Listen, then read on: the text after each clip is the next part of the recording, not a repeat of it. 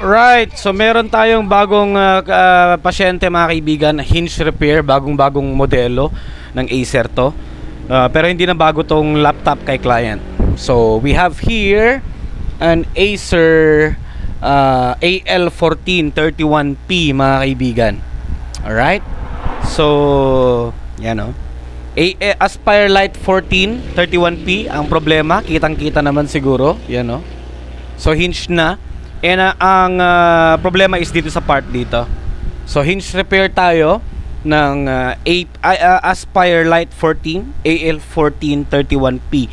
Ito yung sunod-sunod na naging client natin for this month. Naka-apat na clients na tayo na puro OS ang problema. Yun pala. Bagong bili pero nag blue screen. Yun pala hindi updated yung operating system na nailagay and na-stock sa store.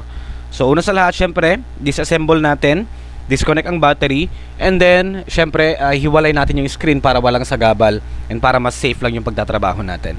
Okay, so let's start mga kaibigan. Hinge repair.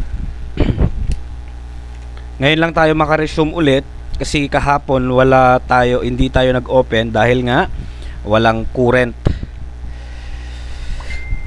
no power.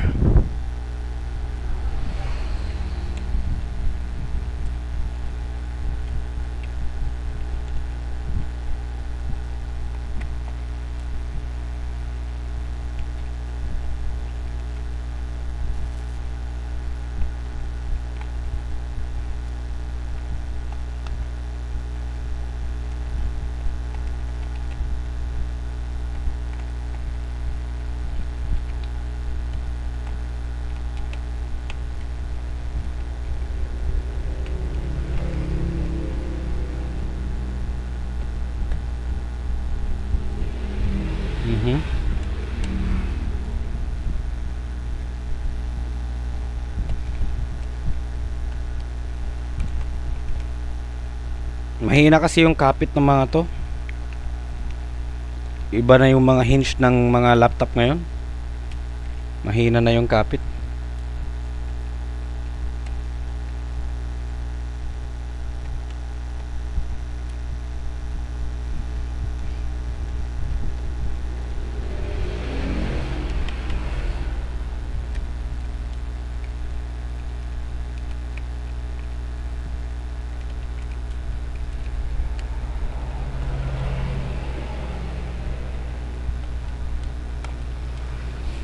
Problema pa natin dyan yung screen. Dapat extra careful tayo.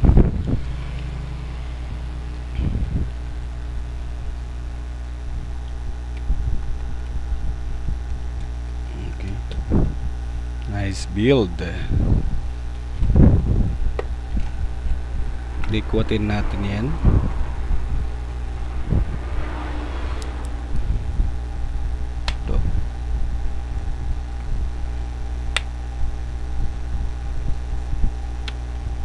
Yun o, natanggal na rin.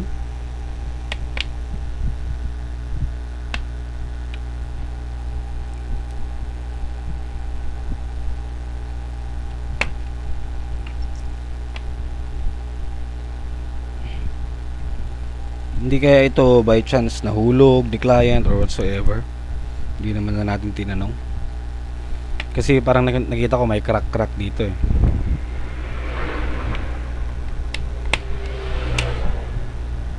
You know,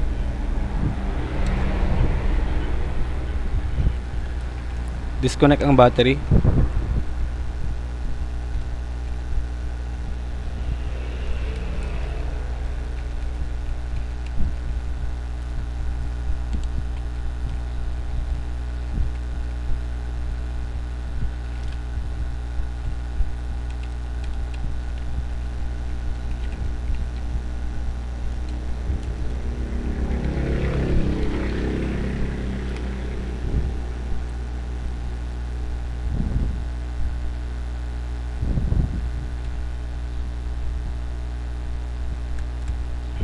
Na lang, wag na lang natin tanggalin, baka mamaya makalimutan pa natin ibalik.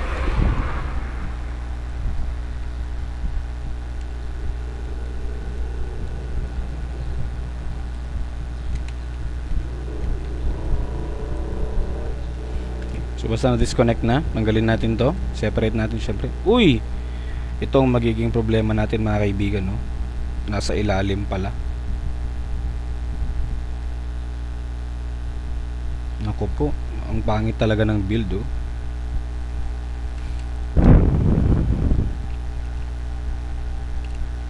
Yung mga latest laptop na kasi to.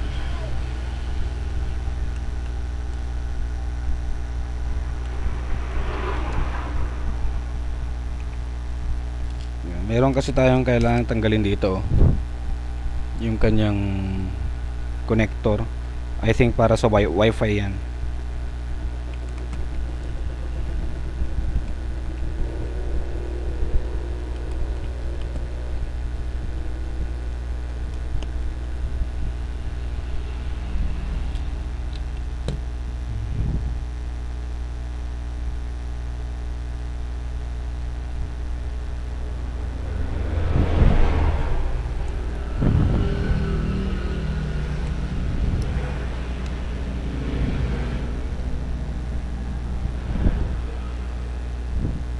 Kaya natin nakawin dyan? I think hindi, kasi kailangan,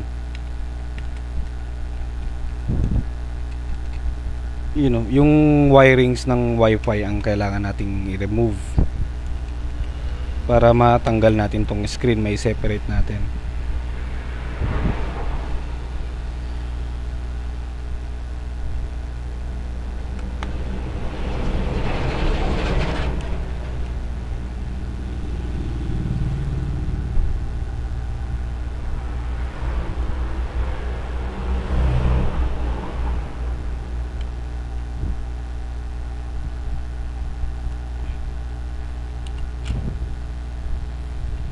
Pwede lang tayo maglagay later on dyan.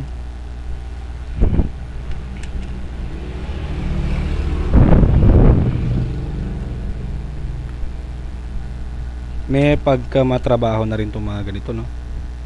So tandaan natin, black, white.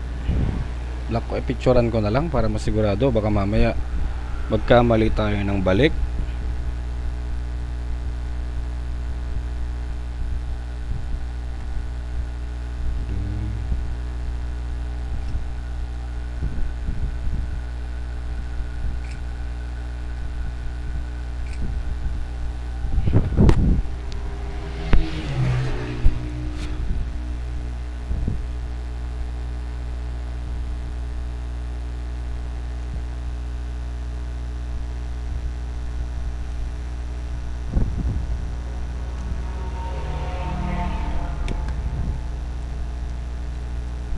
Ito yung sinasabi ko na connector.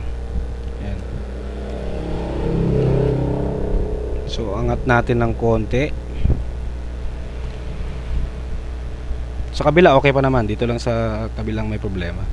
Ngayon detach natin. Yun. Yun, oh. So detach na natin yan. Disregard lang muna natin to.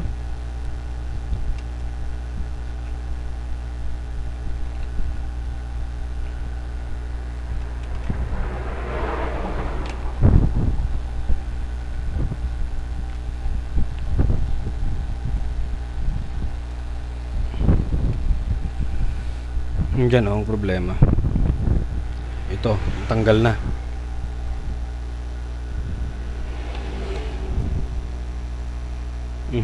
Merong isang screw dito.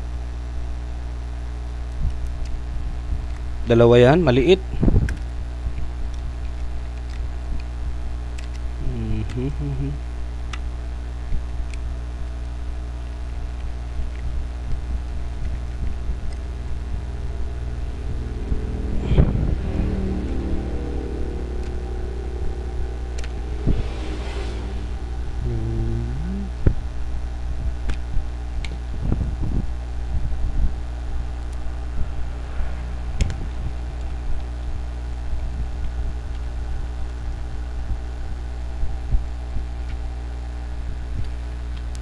Maliliit lang yung screws nyo.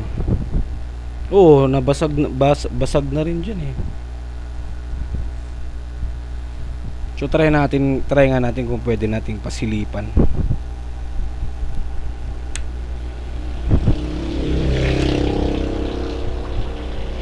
Just be very careful sa screen mga kaibigan, ha? Kasi sensitive po yan.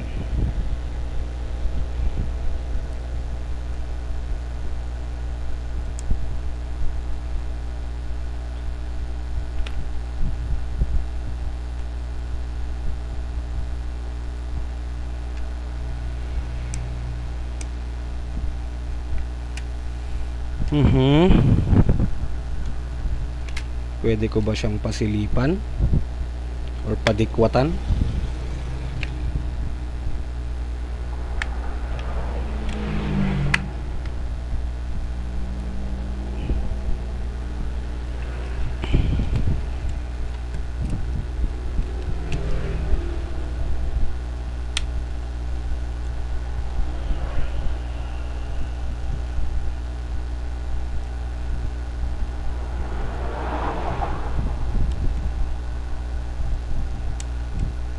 Ayan, sinasabi ko, ang tanggal na rin.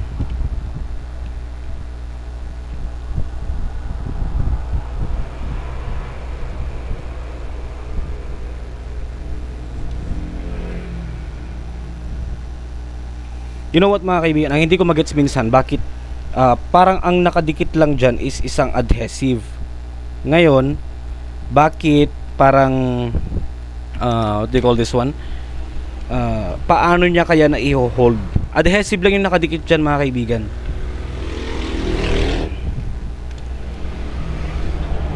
So may mga screws pa pala dito beneath. Uy, wala yan.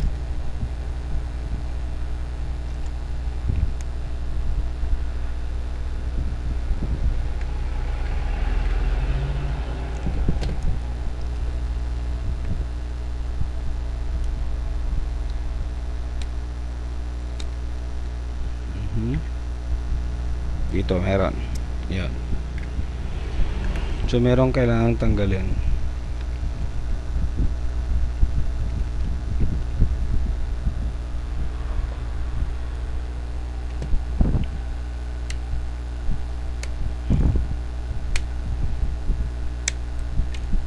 So that we can freely remove this one. Meron pang protector yung kanyang camera. Tabi lang natin lahat yan.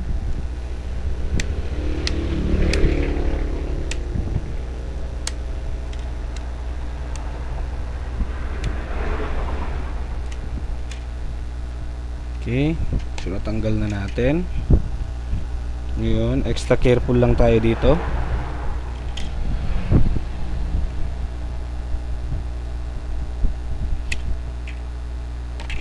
Ito medyo makapit to. Makapit.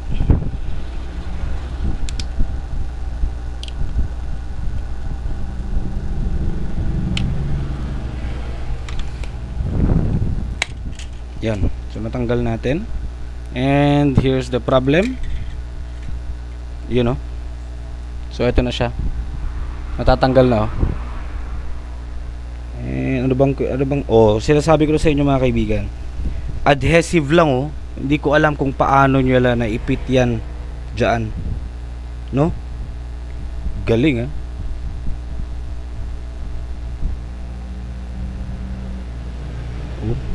Yan lang, oh.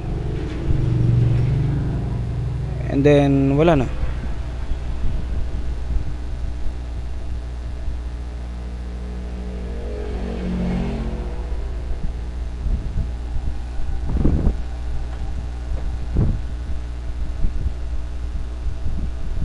Yan.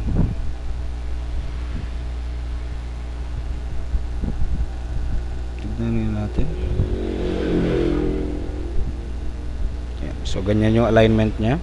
Ngayon ang gagawin natin, maglalagay tayo ng epoxy dyan. Hindi naman pwede yung cotton na ginakaraniwang ginagawa natin. Epoxy steel or plastic steel.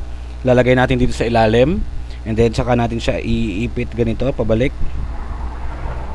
Ayan.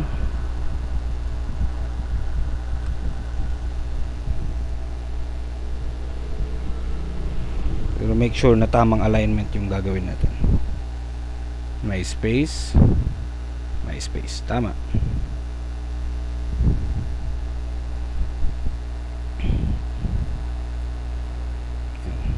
Okay.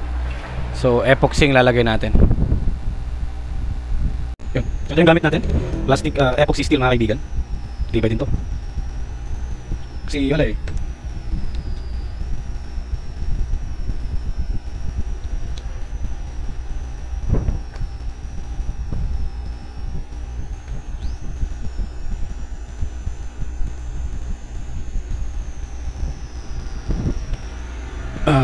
Where is my mixer?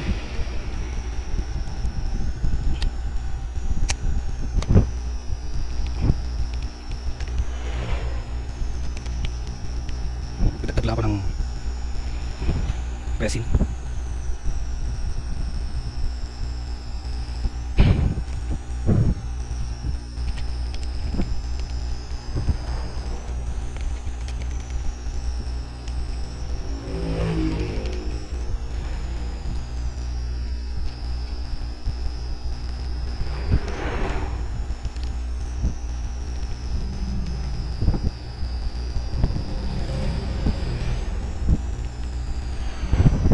Silipan natin. Yung kasi sa loob yan. Oops, ito magiging problema natin.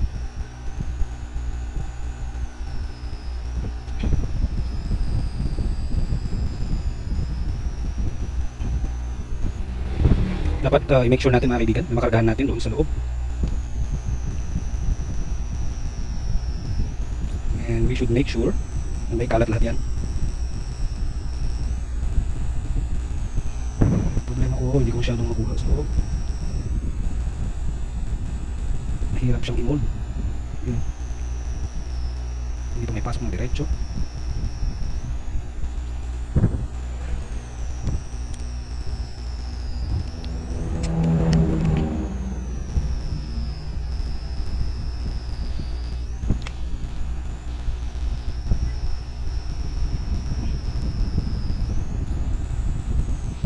Oops. So nakaganat sa loob. Yun. So update, hirap akong nakawan ng epoxy dito, no? Hindi siya ma-fit na maayos, so kailangan natin tanggalin itong screen. So meron adhesive dito na kailangan hugutin. Ito yun. So careful lang, hindi pwede lang natin lagyan mamaya ng double sided tape na. No choice tayo kundi tanggalin yung screen, magkabilaan yan, para mailagay natin ng maayos yung kanyang hinge. Ay naku, diba? Hirap, no?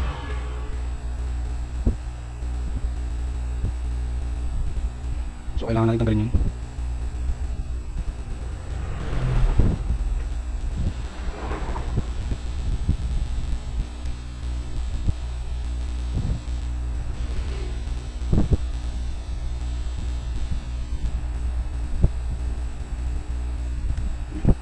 So tanggalan natin siya. Angat lang natin. We must be very careful. Yan. Yun. So itabi lang muna natin ganyan. Yan. Yung mamaya pwede lang tayo maglagay ng... Hindi ko kasi siya may fit na maayos. Kasi hirap namang ipilit. Baka mamaya matamaan yung screen. Abono pa. Mahal din yung screen kasi ito eh.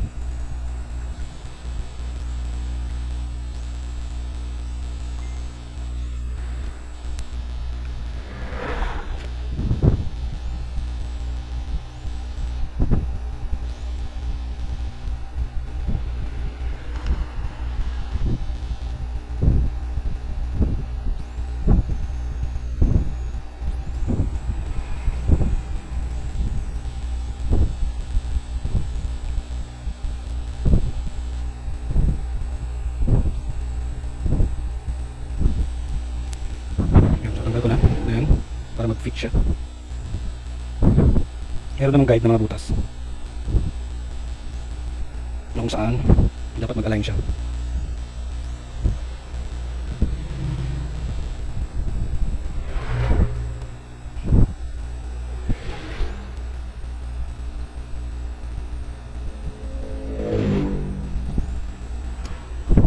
Maganda yung nabili natin ng epoxy. Mabilis siyang tumigas. So ganyan, lagyan natin ng epoxy, konting-konti lang. Then, saka natin bilisan nilagay ito. Okay, ready?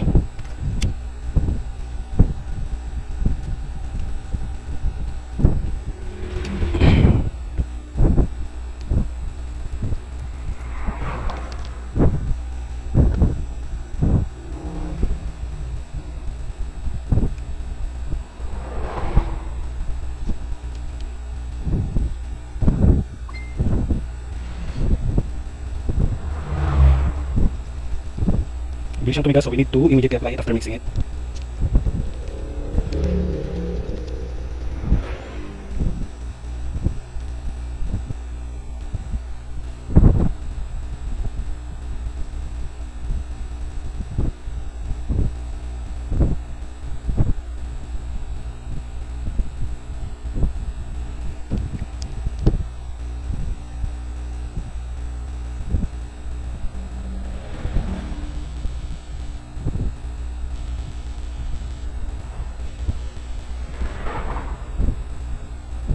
Okay, so let's pour it.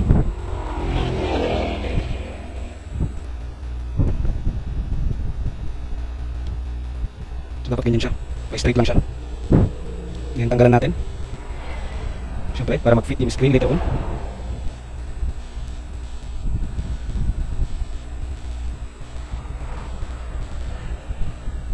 So mabilis tumigas, okay lang. Pabor sa atin. So make sure lang mga kaibigan na na-align nyo siya ng maayos.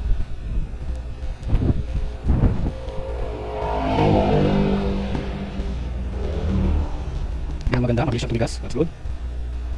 Tanggalin natin yung excess para hindi na hassle mamaya, lalo kung tumigas na siya. Diinan lang natin na ganyan para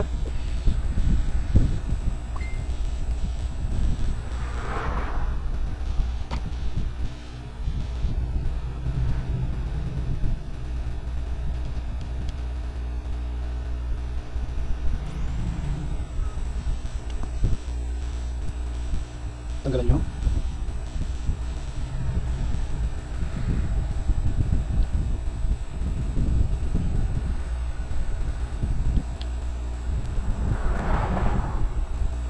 Tanggal muna natin yung screen para makapaggalaw tayo ng maayos.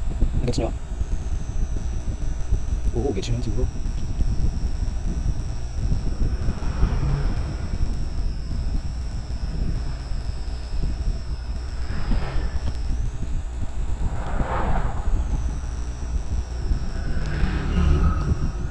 So hintayin lang natin tumigas siya mga kaibigan, totally.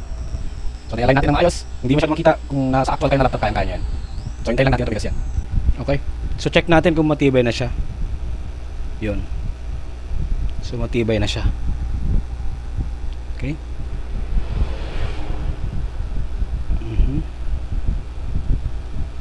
Okay na to.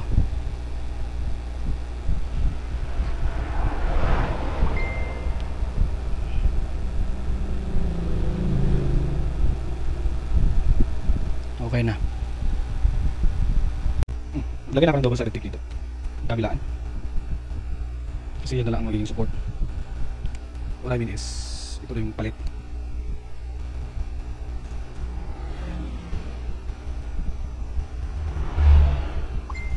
Come on, tap tayo ng sino ba yung pampu...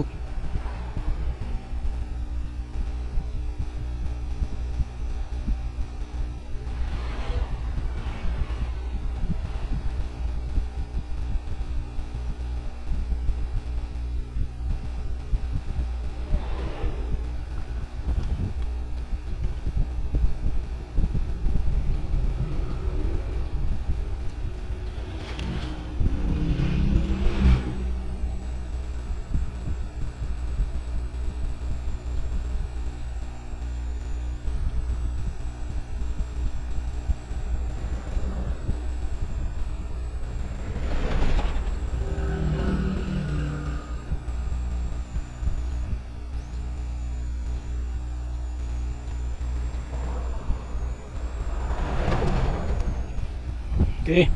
So pitan natin ng ayos to. Alright. So assembly na tayo. Hopefully. So matibay naman na siya mga kaibigan. Bye. We just hope. We just hope.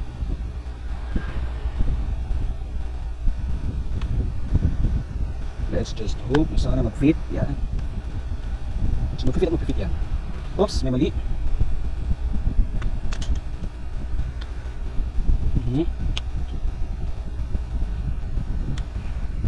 Yan, so nag-fit naman na. Oops, may mali ulit. Naku po, extra careful sa flex.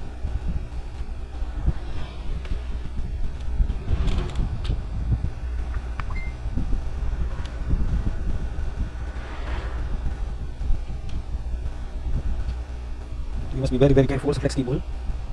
Naipit kasi. Yan, so fit na rin siya mga kaibigan. Yan.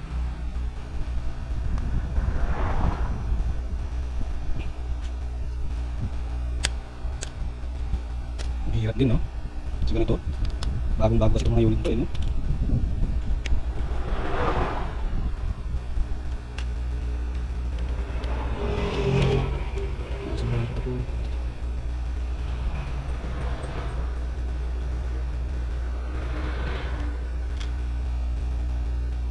Yan ay para sa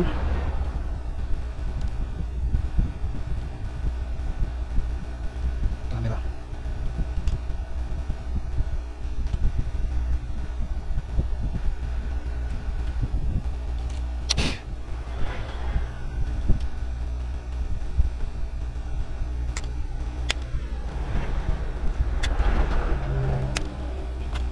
Extra careful lang.